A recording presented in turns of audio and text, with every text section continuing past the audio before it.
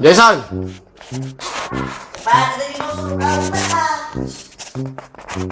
Jason! Hawakan mo nga! Halika. Hawakan mo. Video mo. Hawakan mo. How to press? No. Just hold it and focus on the TV. Just focus. Yeah, okay? Just focus, ha? Wait. Just focus, please. Alright. Wait. Okay na? I'm tired na. Okay. Satu. Ini.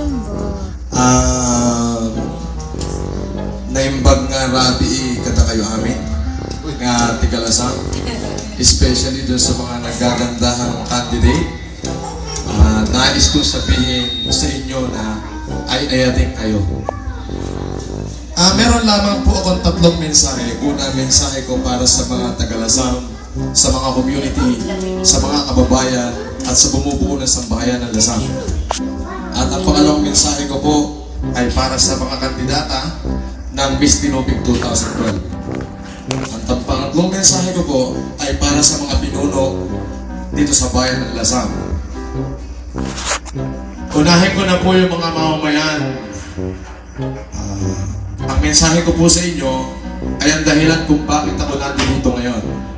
Yung po ay ang pagdating ko rito, hindi lamang po para magbigay ng gantimpala para sa inyo, para solusyonan lahat ng problema nyo na inilapit sa akin ng inyong agalang-galang na municipal mayor na si Marjorie Apil Salazar.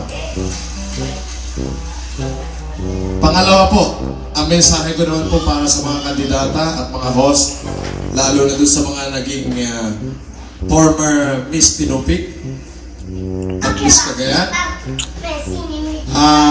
Ang ganda ay kumukupas,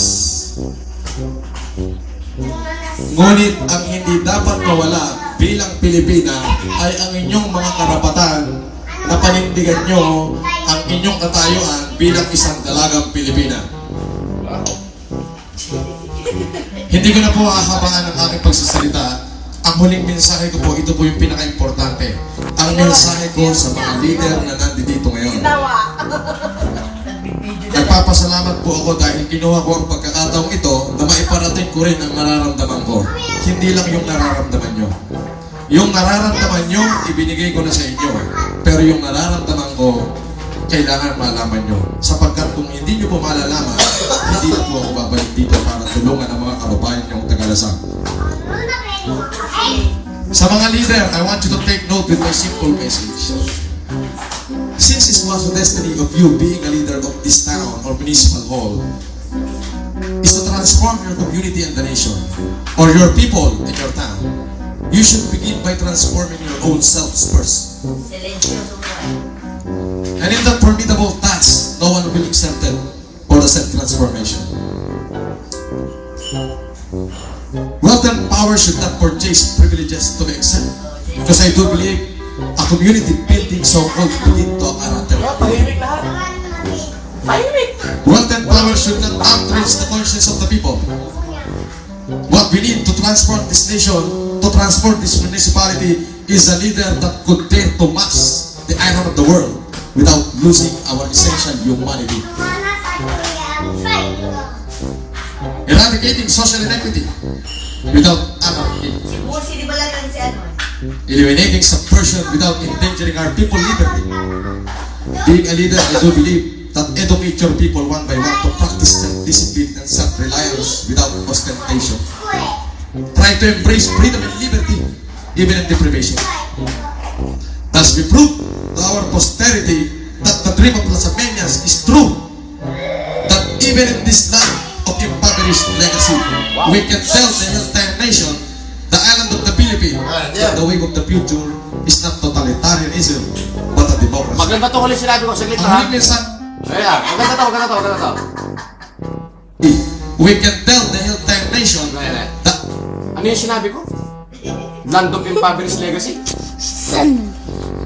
eradicating social inequity Mati, inha. without anarchy, eliminating subversion without endangering our people's liberty. Wow. Being a leader, I do believe that educate your people one by one to practice self-discipline and self-reliance without ostentation. Try to embrace freedom and liberty, even in deprivation.